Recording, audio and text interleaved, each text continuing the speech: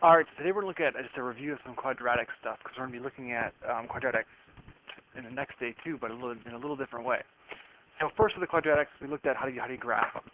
So to graph these ones, what we do is we always find the vertex first. So our vertex is that place on the graph, the bottommost place on the graph. So this is what the graph looks like. It's this point right here. So let's make parabolas again. So to do that, we need our negative b over 2a because that finds our x value. So that gives us negative 1 over 2 times 1, because this is our b, that's our a, that's our c. And remember, it's the number in front of the variable that counts as your coefficient or the number you're going to use. So this gives us a negative 1/2. All right, so negative 1/2. Then what we do is we looked at what are the x and y values. So we had x and y, and we made a table. We put negative 1/2 in the center, and we put 0 and 1 above that, because that's the two values that are greater than it. And then we put negative 1 and negative 2 below that, so the two values that are less than it.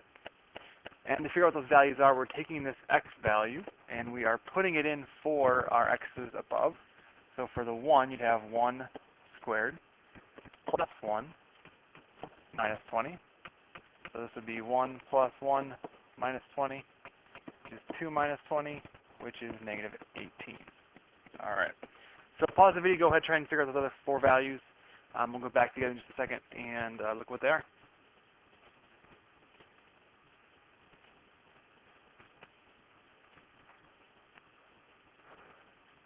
All right, so you should have had a chance to get through those values. 0 would be negative 20. So this ends up being negative 20 and 1/4, or 20.25. Negative 20 and negative 18.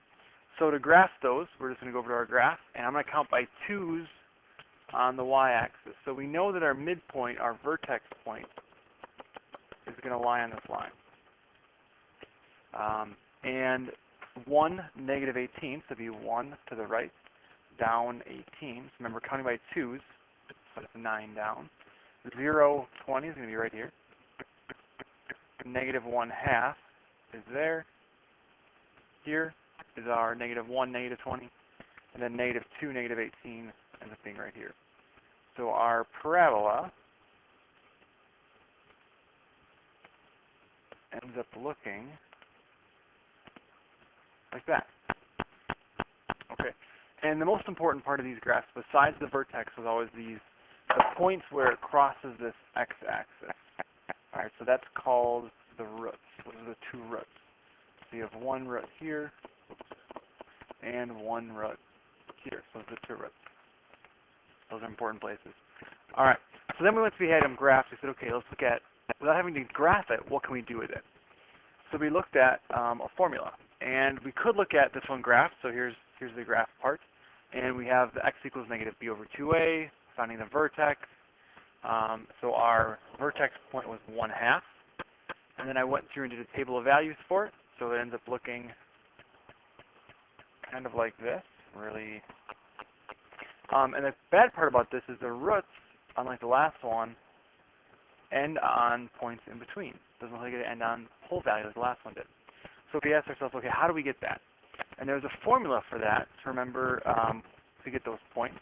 And it was really complicated, but it's x equals negative b plus or minus the square root. I'm going to move it down a little bit. Plus or minus the square root of b squared minus 4ac all over 2a. All right, and if you remember, if you had me last semester, you had a little fun with it. The Pop Goes the Weasel. Pop Goes the Weasel. So you had x equals negative b plus or minus the square root of b squared minus 4ac all over 2a. That's how I remembered it. So in this case, let's look at what are our a values, our b values, and our c values. So b is going to be, so our a is going to equal 2, b equals negative 2, and c equals negative 7. All right, so to figure these out, we're going to start plugging stuff in.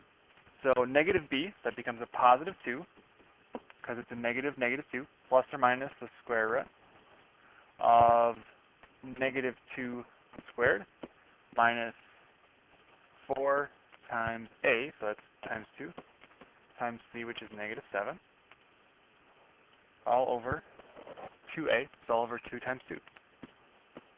And we can start working this out. So stuff underneath the parentheses, we've got 2 plus or minus the square root of a positive 4. I've got a negative 4 and a negative 7. That's going to cancel out to make it a positive. And then 8 times 7. Okay, so 4 times 2 gives me the 8 times the 7 is 56. All over 4. So 2 plus or minus square root of 60 all over 4. Square root of 60 isn't really that easy to find. We know it is just under 8. So it's going to be 7 point something. So let's figure out what that is.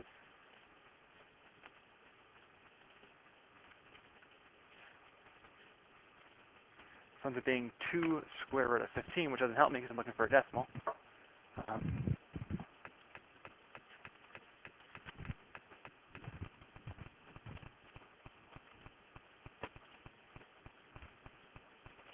7.75 or 45. So 2 plus or minus 7.7, we'll say 5 over 2. So then we split it apart. 2 plus 7.75 over 2 over 4. Sorry. So that's 9.75 over 4. And 2 minus 7.75 will be a negative 5.75 over 4.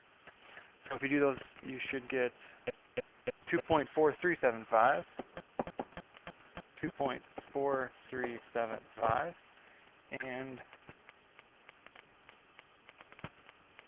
negative 1.4375. Okay, so the bad part about this is it's kind of laborious. It takes a long time to do. It's not easy to do, and it's not very quick at all. So I just wanted to share what these are because what we're doing next is going to be faster, quicker, and should get you better results. So that's all we're doing today is just kind of a little review for you. If you need a chance, go back through and look through it again, and have a good night.